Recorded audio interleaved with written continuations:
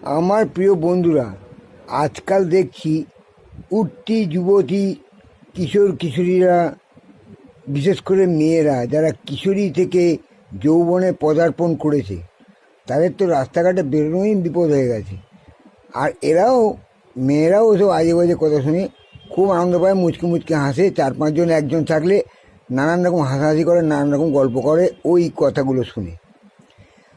রাস্তা দিয়ে যাচ্ছি, চারটে মেয়ে যাচ্ছে, ওদিক থেকে চারটে চ্যাংড়া ছেলে ওদের দেখে বলছে, কুমোর পাড়ার কচি নারী, বুকে বোঝাই কলসি হাঁড়ি, গাড়ি চালায় বংশী বদন, ঝোপে ঝাড়ে দেবেই চোদন, হাট বসেছে শুক্রবারে পদি পিসির গুদের ধারে, গাঁয়ের মানুষ বেচে কেনে কচি বৌদি মেয়েদের গুদের ঝাড়ে। বাবা, এ কি পদ্য রে বাবা! মেয়েগুলো সেই পদ্যগুলো শুনে হি হি হি হি করে হাসছে আর দাঁত কেলাচ্ছে। বলছে, দেখেছিস ছেলেগুলো কীরকম অসভ্য?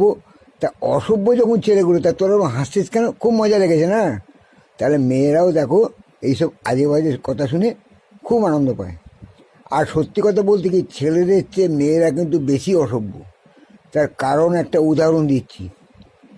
পুকুর ঘাটে যখন চারটে পাঁচটা মেয়ে বা বউরা বসে বসে গল্প করে, তাদের যে কি বাজে বাজে কথা আলোচনা হয়, সেটা যে শুনেছে সেই একমাত্র জানে।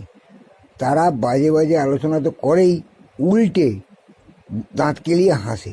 তাহলে বুঝতে পারছো, আমাদের চেয়েও মেয়েরা অনেক কিন্তু বেশি অশ্লীল।